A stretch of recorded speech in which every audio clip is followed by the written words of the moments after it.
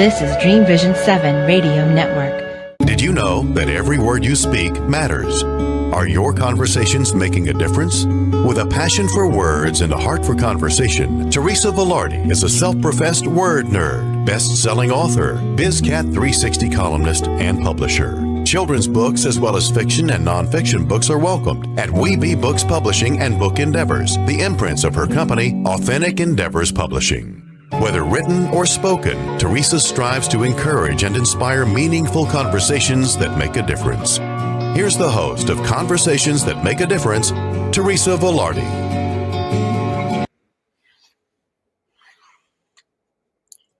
Hey everyone, and welcome to the latest edition of Conversations That Make a Difference. And as you can see, Bethel Stevens is my guest today. But before we introduce her, let's take care of some housekeeping. Conversations That Make a Difference is every Tuesday, 5 a.m. and 5 p.m. with live call-in shows, video shows, of course, as you can see, every first and third Tuesday at 5 p.m. Eastern Time. You can listen on syndicated Dreamvisions 7 Radio Network, online, in your mobile apps, in the car, on YouTube, and by asking Alexa, play Dreamvisions 7 Radio Network. To learn more and for full schedule, go to dreamvisions7radio.com. And I am excited to have this incredible author with me. But before we start that information and letting her talk to us about her experience that is heartbreaking, life-changing, and all kinds of other good things in the mix with what we are going to talk about. Let's start with a prayer, as we always do. We say the serenity prayer. God, grant me the serenity to accept the things I cannot change, the courage to change the things I can, and the wisdom to know the difference. And it is by God's grace that we are fabulous, blessed, and highly favored, living in our greatness, using our gifts and talents, making a difference in the lives of others, and with passion and purpose, and all of God's great universe is conspiring in our favor. And together we say, Amen. Amen. Bethel, it's so nice to see your face. How are you? Good. Thanks for having me. Hi. Oh, I'm excited to have this conversation with you. I'm going to share a little bit about who you are and a little bit about your book, and then we'll get into the conversation. I started. Look, I've got notes. Lots to talk about. Yeah. Okay, so Bethel Stevens is an author, of course, and a speaker who uses the power of storytelling to connect, encourage, and build community for widows and others struggling with unimaginable grief. Through her debut book, Not a Cinderella Story, as you just saw here, she aims to inspire and uplift others on their own journeys as they navigate the path from profound loss to healing. And in this book, she provides hope and encouragement for widows who are facing that grief. And through transformative power of storytelling, she fosters connection and community, inspiring readers as they navigate their own healing journey. Bethel, yes. I can't imagine, my friend. Let me ask, for the people who don't know anything about you, talk a little bit about what happened and why you wrote the book. Why was it important for you to do this? Yes. So what happened? I met the love of my life at 26. I got married just about a year after. In 2015, and almost immediately after the wedding, everything changed. He got diagnosed with a terminal, very, very rare cancer. And what ensued was just almost 6 years of, roller coaster of emotions in and out of hospitals. And at the age of 33, in 2021, my husband David lost that fight against cancer. And I found myself not only, was I trying my hardest to fight all these years, but finding myself as a widow at the end of it was just, it was a lot. It broke me. It really did. And a few years in, I decided that I was going to use the journal entries. I used to journal a lot. As you can imagine, it's a very lonely, isolating place to be. And decided I was going to write this book. And my goal was I didn't want to tell a sad story for the sake of telling a sad story. Mhm. I wanted to write the book that I needed 3.5 years ago when I became a widow. And so, yeah, so here we are. That was really what you just said there. You wanted to write the book that you needed 3.5 years ago. Yeah. Yeah, because there's really not. So let me just say what I found in the pages that I read. I read some of it, and then I skipped around, and I found some impressive and really impressive in the fact that they will help other people who go through this information that can really help them. So there's really virtually nothing out there for people who are as young as you are, who face a circumstance, a situation, a disease, the way that you did so shortly after you got married. You said you were how old when you got married? Well, 27 when I got married. Okay, yeah. And to be a widow for 6 years at such a young age, these things, unfortunately, they happen and you have no place to go. So thank you on behalf of everyone who's going to need this book for taking the time to write it and soulfully. And it's raw and real, guys. It's raw and real, and realistically going through your process for the sake of other people. So what was the most surprising thing about your experience with grief? I would imagine, let me say this beforehand. I would imagine, if you could touch on it, that the grief happened long before he left his body. Yes. There were certainly several losses along the way.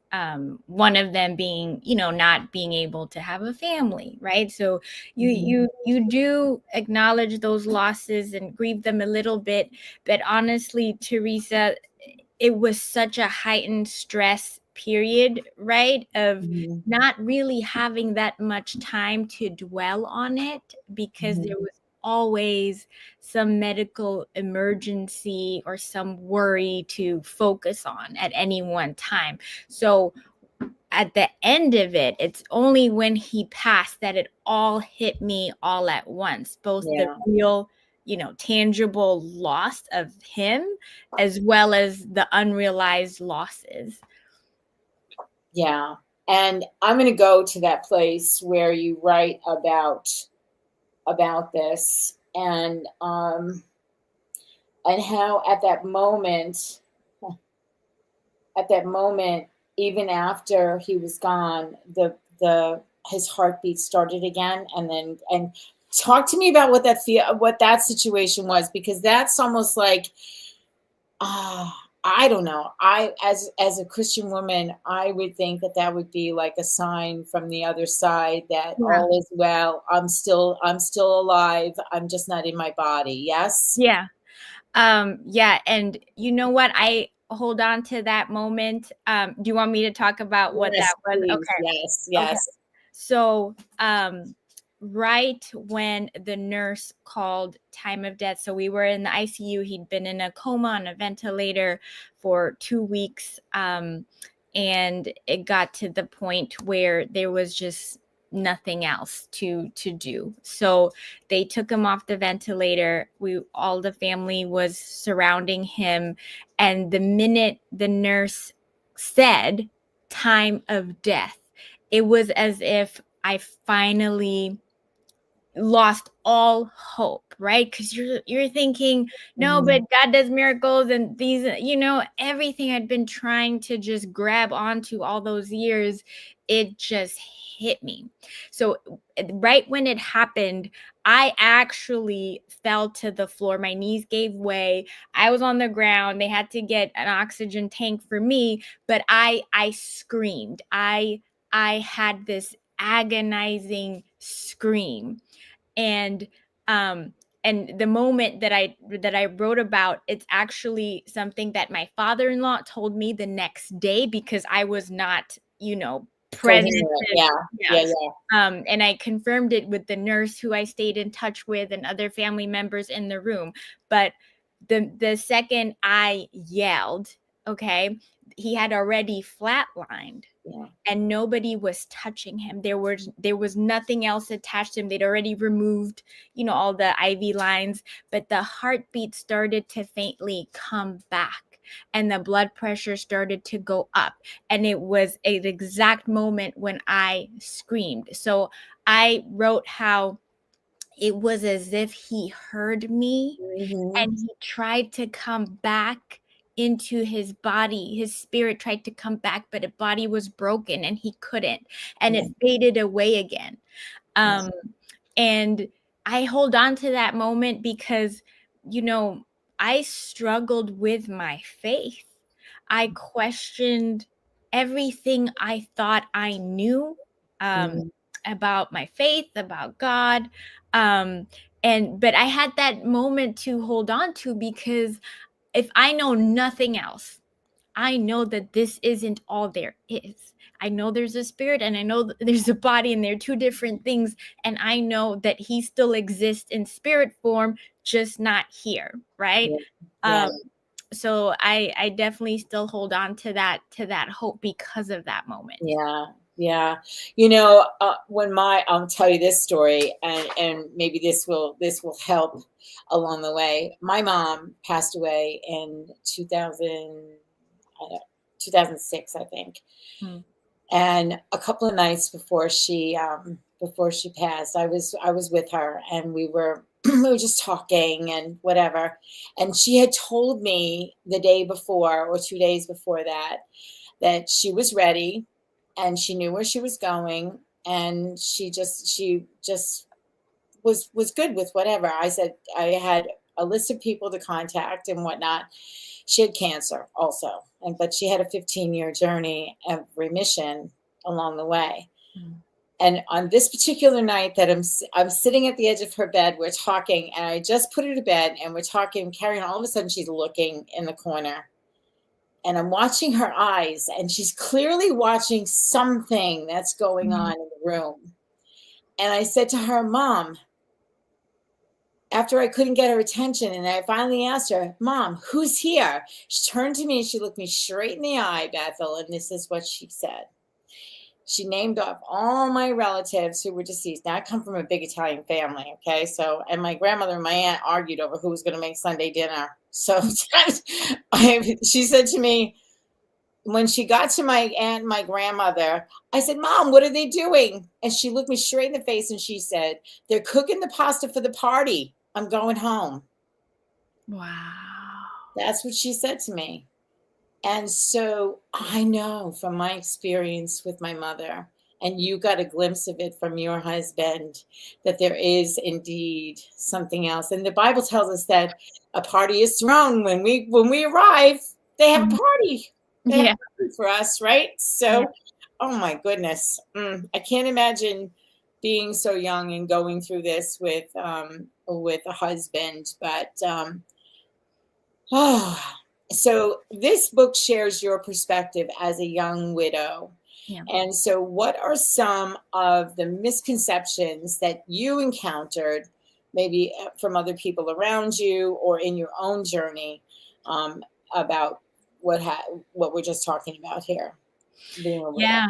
And I also write about how grief wasn't what I thought it was, right? I used to think it was mostly sadness, and it has sadness, obviously, but it just falls so short of capturing all that grief was, right? Mhm. But some of the things that people would say to me is, once they know what, how old I am, saying, "Oh, you're young, you'll be okay." Mm. And the assumption is that because of my young age, that I would somehow be able to, get over it quicker, or whatever the case may be. And after some time, even maybe a few months in, it was as if there was that pressure to get on with it, to quote, Mhm. move on, right? Mhm. Um, and I used to think, what is wrong with me? Because after a while, I thought I'm maybe I'm not where I'm supposed to be in this grieving, journey, because clearly people are thinking that I should be further along, or that I should not be feeling the way I'm feeling. Yeah. So what I ended up doing is I researched it, and I put a lot of that research in the book. And just Mhm. for context, the average age of a widow in the US is 59, right? And so there was a study by the National Institute of Health that said for younger widows, so between ages of 25 to 35, the research actually showed that they had higher instances of depression and anxiety, and prolonged grief disorder. And it actually said that it took them longer to readjust, Mm. compared to the older sample group that they had. And they offer a few reasons why that might be, one of which is, not being prepared, and the fact that this isn't a high frequency event, and our brain knows at a high level the natural order of things. So there's some level of acceptance, even, as opposed to having something unexpected or off sequence, off the timeline that the brain would normally expect. And you have this cognitive dissonance that happen, and you're in psychological distress for a longer period of time. Yeah. So once I started to understand what the science says, what is actually happening in my brain, then I thought, okay, I'm not crazy. I'm not right. This isn't unique to just me. These things are normal for this scenario and for people like me. Um, Mhm. Another thing that the studies shared is that you don't have a peer group with the same experience, or you're very unlikely to, the younger you are. Even the sample sizes were smaller, right? Yeah. And that makes it, again, harder. And just the importance of community around this. And grief is one of those things where we just don't really openly talk about. It's uncomfortable. Yeah. So it just made it even more isolating.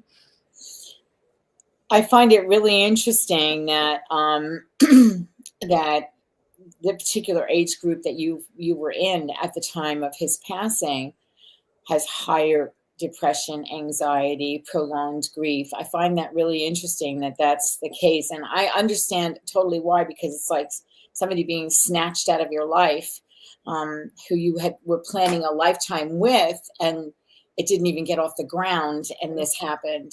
So I would imagine that there aren't a lot of people in a community close by that have experienced what. So what did you do? So what did you do when who did you talk to? How did you? And here's the other thing too that came to my mind. I want to say this before I ask that question. Mm. That when that woman said to you, "Oh, you'll get over it," or basically you'll get over it. I think in a way that takes away the permission that Yeah. we need to have in order to be able to go through our process, whatever that may be. Yes? Absolutely. I think I say in the book, I felt very invalidated, Yeah. because the perception is nowhere close to what I was feeling and going through at the Yeah. time. Yeah. Wow. So what did you do? Did you get involved in any grief groups around you? I had a neighbor recently who lost her husband, and she was even having trouble walking into a grief group because she didn't know what to expect. What was your experience? And you can share. Yeah, initially, I did go through Grief Share, and I put a resource page in the book talking about them. But it's a curriculum based, like 12 or 13 week program where they bring people together in a group setting to walk through a particular reading and teach you about grief, and that was helpful. It wasn't necessarily just widows, it's open to anybody going through loss. But it was helpful in terms of the understanding that, okay, unlike what I had previously assumed, not knowing any better, here's the framework for the 5 stages of grief, and if you find that you're just hopping around back and forth, that's normal, because it was never a sequential linear, process, right? So just getting validation for some of the common things that people who are grieving might experience was helpful, knowing what triggers are, right?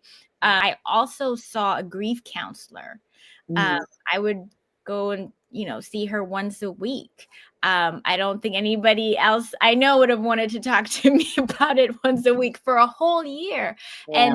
And it helped me because I always say that, and it's not my quote, but I heard it and it just made so much sense. The thing that heightens suffering isn't just the actual event or the experience of what we're going through, is that feeling like we're all alone in it. Yeah. And in this case, it's so uncomfortable usually for other people to talk about because they don't know what to say. And there's this huge burden of I don't know what to say. I don't want to see you in pain. So it's uncomfortable. But a grief counselor is trained to talk about this. So that helped me. And then, believe it or not, and I don't believe it was a coincidence, but there was an old friend I had not been in touch with for 15 years. And she reached out to me. I think she saw the eulogy or page.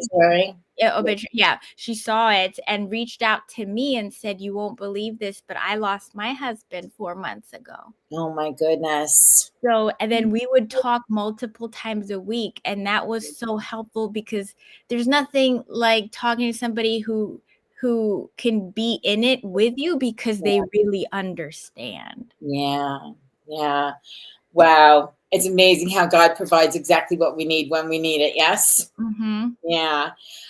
We got to go to our first break. I am excited to have this conversation with you because I think it's so important. So thank you for opening your heart to being on the show. And we're going to be back in just a few minutes. We have some more questions for you, Bethel, and we're going to talk about your book a little bit more and some of the things that you have going on today post grief. I'm sure it's something that continues to go, but it gets less and less as time goes on, I would imagine. So we'll be right back with Bethel Stevens and Not a Cinderella Story. One of the many people who said, "Someday I'll write a book," but don't know how to get started?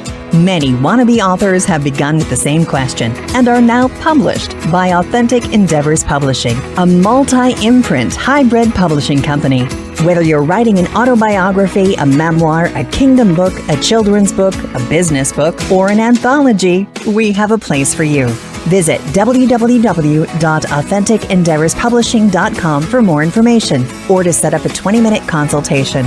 Your title of published author is within reach. Born Able exists to highlight and normalize the humanity, worth, and abilities of infants and children born with complex medical conditions. We write, illustrate, and publish books for these children and have featured over 1,000 children throughout the world. Our videos and posts have been viewed over 100 million times on social media as we strive to showcase these amazingly abled kids and fight relentlessly for equal medical care, regardless of diagnosis. All proceeds from Born Able books go directly to the Born Able Foundation. To nominate a special kid to be featured in a Born Able book, go to www.bornable.org to learn more. Did you know that every word you speak matters? What you say and how you say it can make or break a relationship or shift the outcome of any situation. Are your conversations making a difference?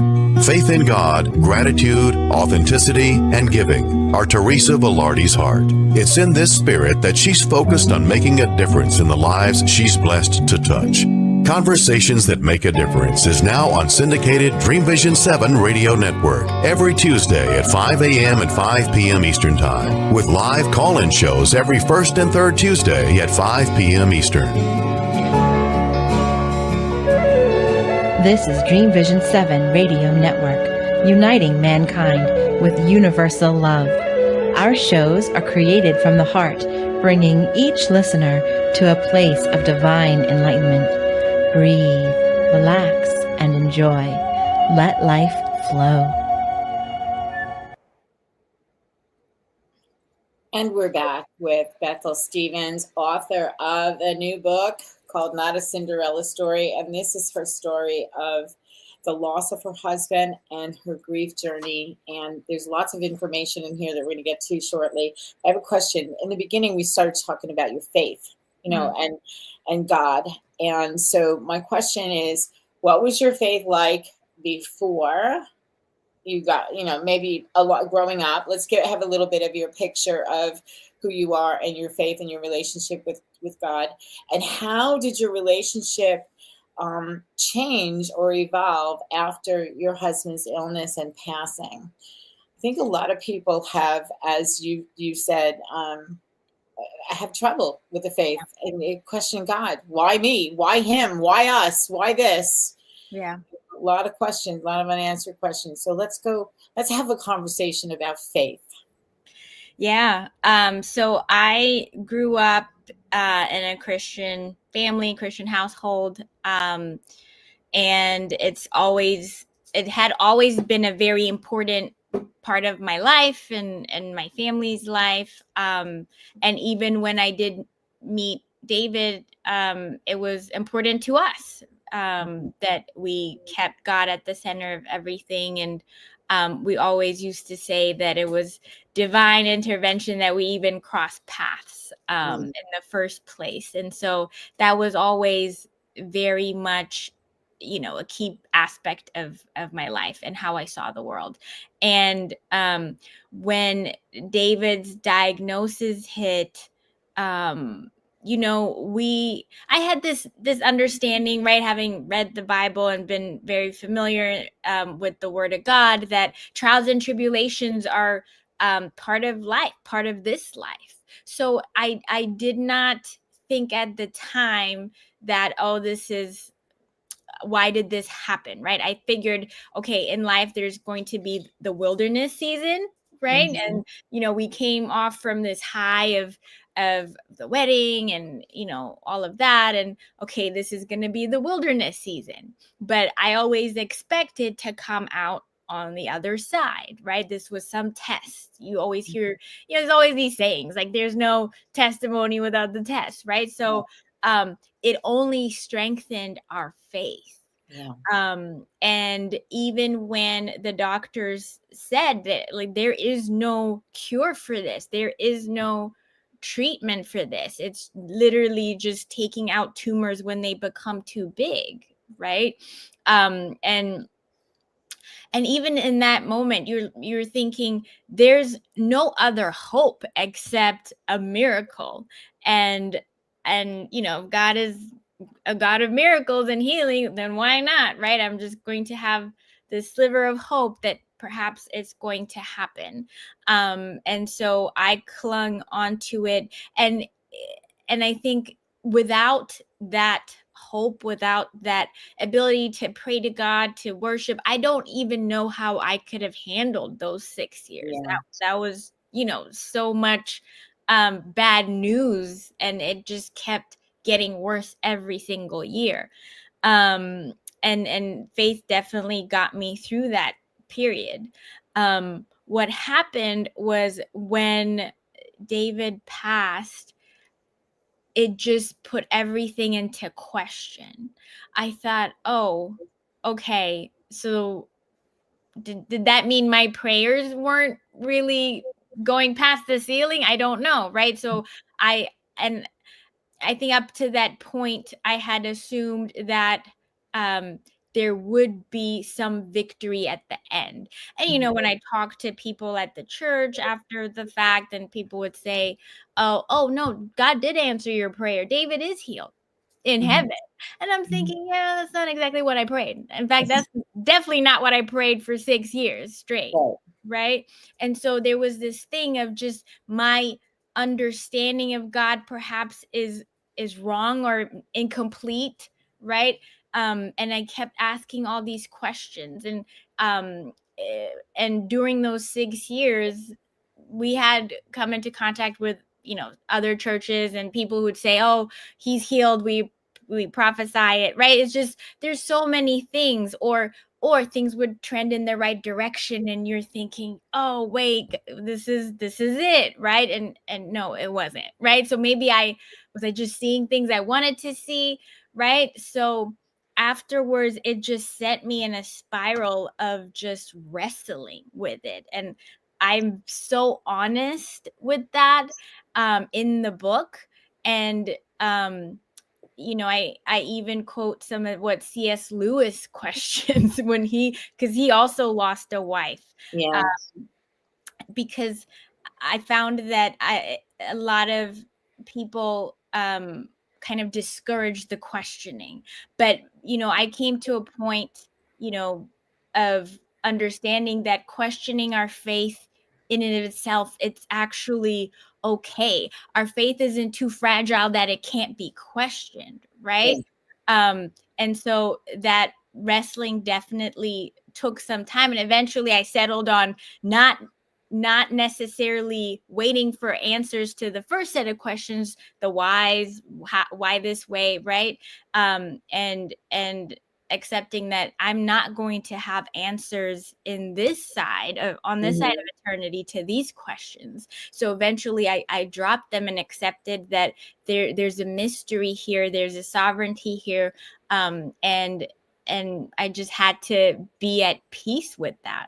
And that's a hard place to go.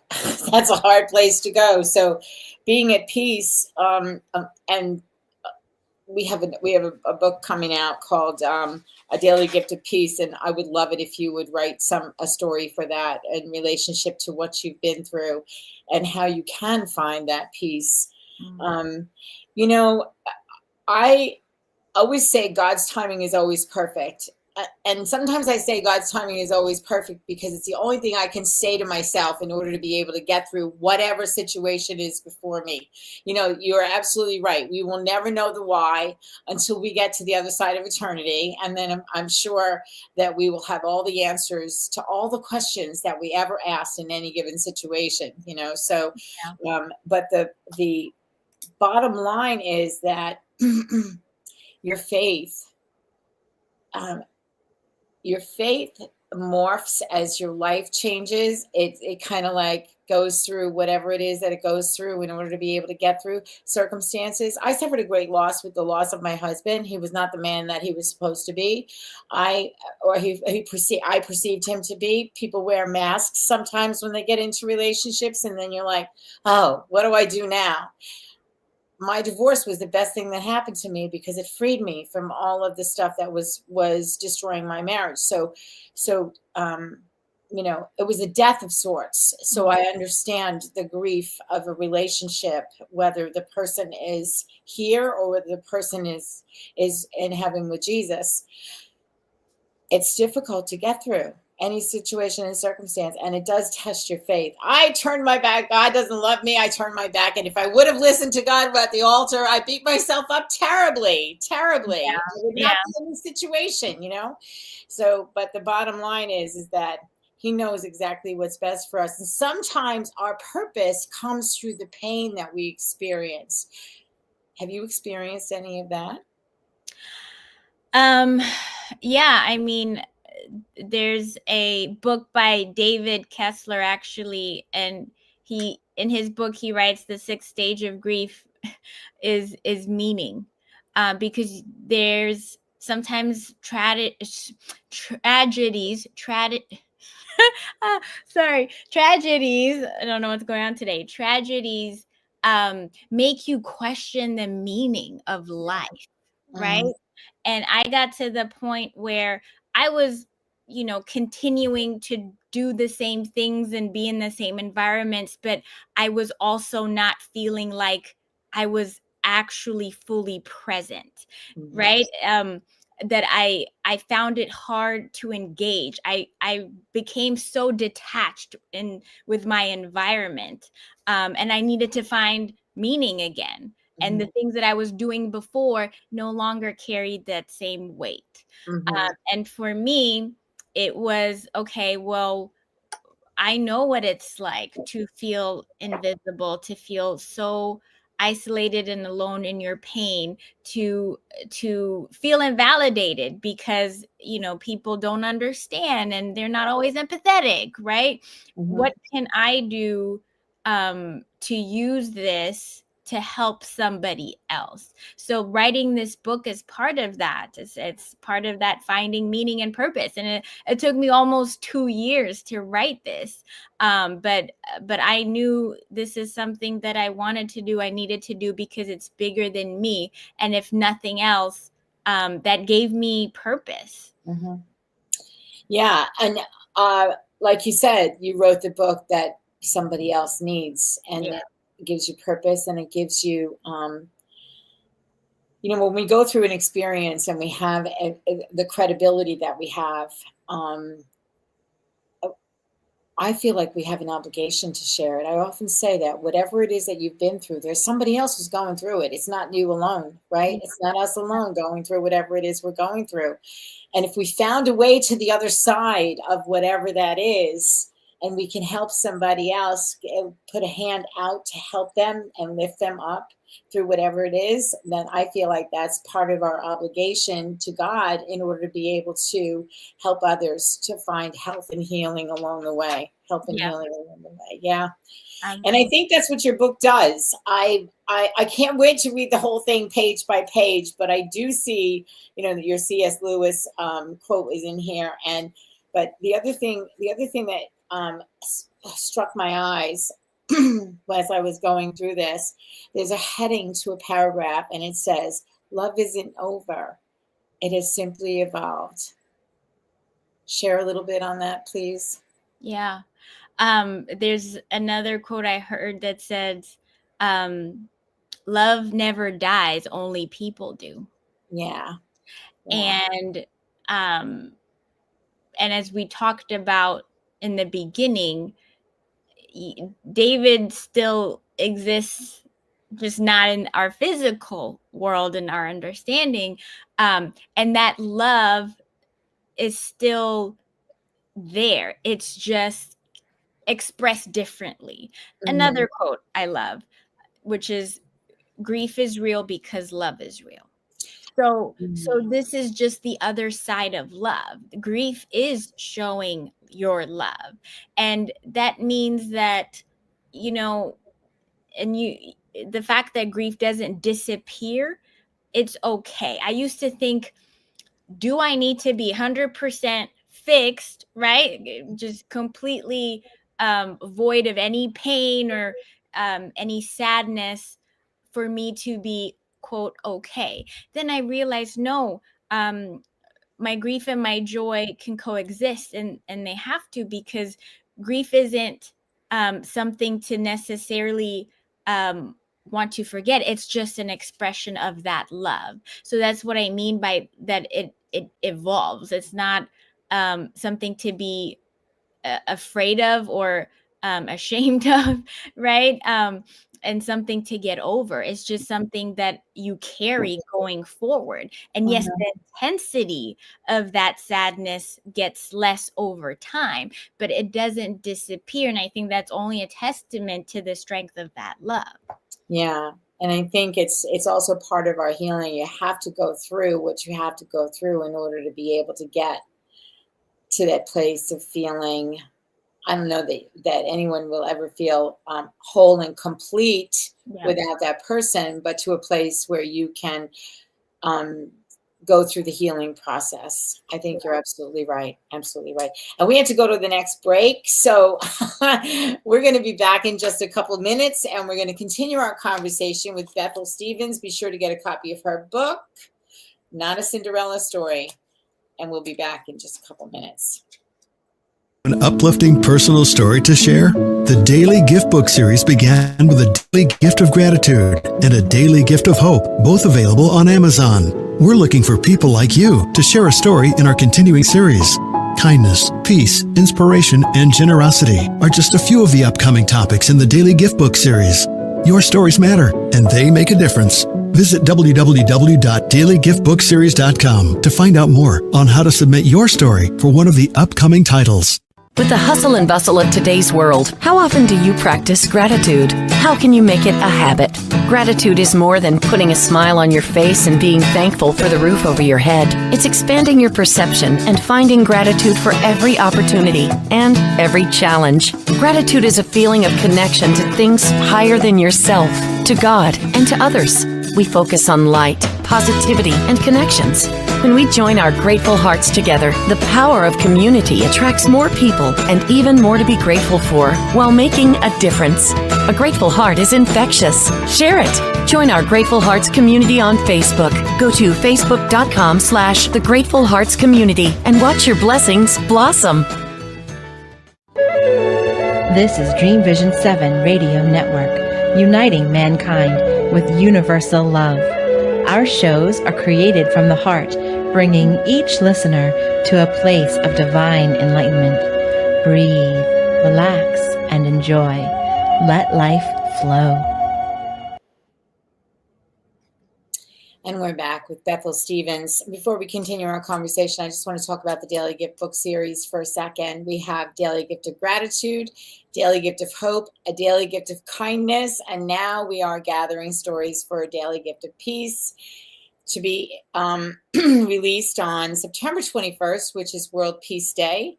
And then we're going to do Daily Gift of Friendship, which we're hoping to have that completed so that you can share your story at your Friendsgiving, if you have one, the Thanksgiving holiday season. So, and the start of the holiday season. Bethel, so much. You covered so much. What were some of the pivotal moments in your healing journey? What helped you? And what can someone going through a difficult situation or grief glean from your particular story? There's an awful lot. I'm going to say this. There's an awful lot in here. I didn't even finish reading the whole thing, and I've got tabs on a bunch of different places where I can go to really feel some of what you've had experience. So it's well written, by the way. Thank you for writing this book. You're absolutely right. People need it. So talk about some of your moments. Yeah. And I just wanted to say, the reason I wanted to be so transparent and walking people exactly through those moments was because there's a difference between getting a clean 5-step, 10-step, program for dealing with grief, and there's a guide that says, I'm going to walk you through. And I felt that low point where you probably still are, and you're wondering, what were the series of events, conversations that led to the transformation? So to your point about the pivotal moments, there were a couple, but the big one is something that my grief counselor said. Okay. So up to, I mentioned I kept seeing her for almost a year. And at one point she said, she said, Bethel, I wish you would just brush your hair. True story. But then she said, you just need to live. And then I responded saying, well, I don't know what I'm supposed to do. I don't know where to go. I don't know, because it was so disorienting, right? Losing my husband in so many ways. And then she said, let me stop you right there. God cannot direct a parked car. You have to start moving. Oh, wow. That's huge. That's huge. So, That point can be taken in so many different ways for transformation of any kind. Say that again. That's so important, please. yeah, not direct a parked car. You have to start moving. Because up until that point, Teresa, I was just waiting. I was sitting on my hands. I was waiting. I thought, well, something really bad happened and I'm just going to wait, because my plans, my everything I thought was going to happen never happened. And I don't know what to do now. So I'm just going to sit here and wait. And I was just stuck and I was expecting, God or something outside of myself to do something, right, to point me in the right direction. And when she said that, I thought, oh, I didn't okay. Right. So then I have to do something. And it started with asking different questions, right? Instead of the why, I don't know, what do I do?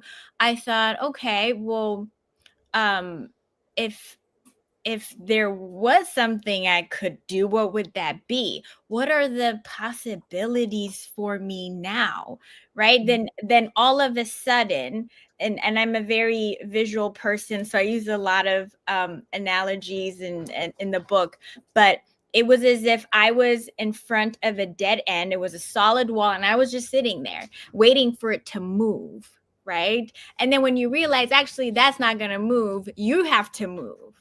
Right. And instead of me banging my head against this solid brick wall, if only I, shifted to the right or to the left, I will see other options. I will see other paths. I just was choosing to be stuck because I could not get myself to accept. So instead of fighting with that friction of, no, this is not my expectation, then you kind of decide, okay, actually, I'm just going to flow in the direction, in the other paths that are available to me. So once you kind of go there in your mind, it opens up possibilities, and it's kind of like you are moving again, and then you realize there's different paths you could go from there. So that was a big one. That's huge. Thank you for sharing that. God cannot direct a parked car. You have to start moving.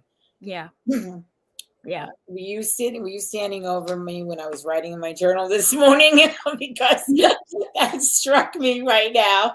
So you never know where your message is going to come from. Your mess or somebody else's mess. It doesn't matter, but the message is there. So you talk about, you have a partnership with feopara.org. That's PHEOPARA.org. And part of the proceeds of your book are going to go to that organization. Can you tell me what that is and why it's so dear to you? Yes, happy to. So the rare cancer that my husband David had, it's called pheochromocytoma. It's called pheo for short, and it starts with a tumor on the adrenal gland. And then there is another derivative of that cancer called I'm going to mess up the scientific name, but it's called para for short. So pheo and para are similar types of cancers on the adrenal gland. And that organization, it's a nonprofit, and they do just amazing work because they help with awareness. And as you can imagine, rare cancers do not get either the visibility or the funding for research. There is no treatment for this. And what they're doing is also supporting not just the patients and the families, but clinical researchers. And they sponsor different events so that ultimately the goal is that there would be a viable treatment for this type of cancer. And I can tell you there's just nothing more distressing than hearing from a doctor, hey, there's nothing we can do. Right. And so that's why it was so important to me to support them and continue supporting them. And so part of the proceeds from the book sales are going to go towards that organization. That's awesome. That's awesome. And we, I believe we have that in the description under the YouTube video. If we don't, I will be sure that it gets there so people can just click and go to learn more. So, what is life like now for Bethel Stevens? Yeah. Life, it's better. And I had adopted this mindset that, okay, none of my plans worked out. But I don't need a plan. I just need a direction. Mm-hmm. And so that direction meant this book. It just came out last month, actually. And so I'm finding that the more I talk about the book, the more people, the response has been so encouraging to continue down this path. And so one of the things I'm excited about is a podcast that I'm going to be launching soon called Reimagined Journeys. Nice. I love that word reimagined because, again, we tend to stay in that place of being stuck. And so I'm just hoping to be an agent of hope and light. Yeah. And you are. And you are. And you are. So ultimately, Not a Cinderella Story is more than a memoir. It's not just a memoir about grief. It's a story of resilience and transformation. It's a testament to the strength of the human spirit and a reminder that when life's greatest challenges happen, they can lead you to unexpected growth. Whether you're navigating loss or seeking inspiration, this book offers comfort, connection, and the courage to believe in brighter possibilities. I love that you're starting a podcast. I love it. My experience with podcasts is getting to speak to people like yourself whose life experience might be different than mine, but I can relate to the feelings that go along with whatever it is that the person is going through or has been through and shares in order to be able to make a difference in the lives of other people, thus conversations that make a difference. And Yep, you've certainly made a difference in mine. We have a few more minutes before we close. Do you have, I know something I want to touch on. It's in the very last part of the book. The 3 R's. Let's talk about the 3 R's to give people some things that they can, a lot of people take away, like, what can I use that I can follow? Is there a path I can walk that I can follow? And you have this, they are recognize, reimagine, and redefine. So let's talk a little bit about each of those before we end our time together. Yeah. So the 3 R's, I basically thought about, okay, looking back at my own transformation, if I could, summarize it into the key pivotal moments, how would I, capture that? And what were if I had to create, the steps? And for me, it started with recognize. So recognize meant, it's that self-awareness. Oftentimes when you're so caught in that cycle of emotion and thought, we tend to have repetitive thoughts. Actually, research says that 95% of our thoughts are repetitive and 75% of them are negative. It's so important to sit in self-awareness. And for me, my example of why that moment was so important is I got to a point of saying, okay, this is where I am now. Where is it that I want to go? But it required to do a complete stock taking of all of the things that I was, experiencing. Where was I emotionally, mentally? Where, if I had to walk towards better, where would that be? Once you have a direction, and then we're getting to the reimagine, right? Once you think something, then it's easier to do it. We never accomplish something we didn't already make up our mind to do. I always say, we don't accidentally go up a hill. Yeah. Right. So you first see where am I? Okay, where's the hill? Okay, let me walk towards that direction. So you go from recognize to then reimagine. And then the next step is redefine.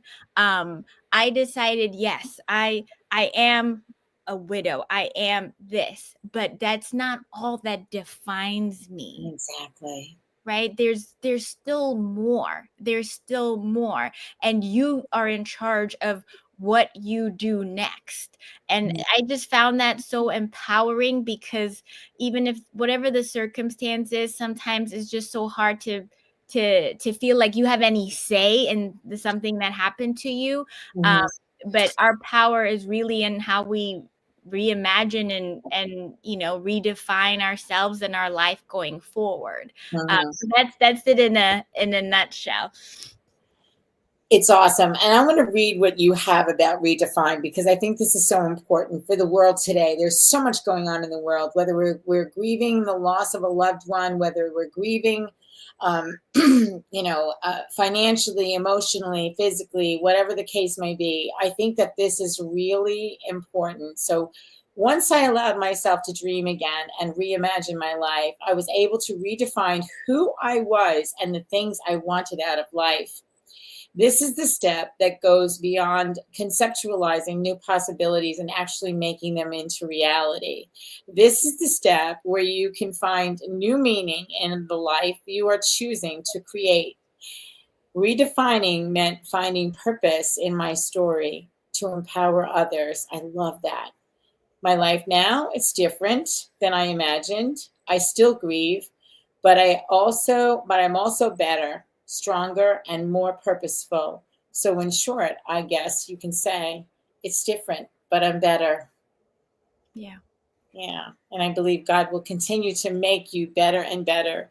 And you will be helping lots of people to use this formula you have created here, because it is awesome. I read it a couple of times. I was like, this is power. This is power in three little words. When we get like you talked about before with the brick wall, like if you keep bumping up against the brick wall, you got to do one or two things. You got to smash the wall down, or you got to go in a different direction, right? So, and I guess we're going to be able to have choices to do one or the other. It depends on how strong we are and what it is that we need that's on the other side of that wall, right? Yeah, and sometimes you don't realize you have that choice, right? Mm-hmm. Like me, if I didn't hear that from the grief counselor, who knows how long I would have been stuck, right? Yes. Yeah. But as it says in Jeremiah 29:11, I know the plans I have for you, says the Lord, plan to prosper you and not to harm you, plans to give you a hope and a future. And this is just part of your journey. Thank you, Bethel, for coming on the show today. I am so grateful that you're here. Speaking of gratitude, can you tell me one thing you're grateful for through all of this? Yeah, I'm definitely grateful for my community, my friends, my family, the people who just, I don't get too emotional, but there are people who prayed for me when I couldn't even pray anymore. Yeah. All that and more to be grateful for. Yeah. And once again, I'm grateful for having you here. And we need to close. This hour went by so fast. I can't believe they go by so fast. Yeah. And there's so much more to say. So I encourage everyone, make sure you get a copy of Bethel's book, Not a Cinderella Story. It's not a Cinderella story, but it's a powerful one. Take what you find in this book and make some choices for yourself that are going to help you to get on with your life, regardless of what's happening, whether it's grief, whether it's a divorce, whether it's change of some kind that seems overwhelming. We can get through it, and we can get through it with God. We can get through with the wisdom that's in this book, and we can move on. And from that point, I have to say, thank you for sharing this time with me on Conversations That Make a Difference. We'll see you next time. But until then, make sure that every conversation that you're having, whether it's with someone else or even with yourself, makes a difference in the lives of others. See you next time. Thank you, Teresa. You're welcome, Bethel. Thank you.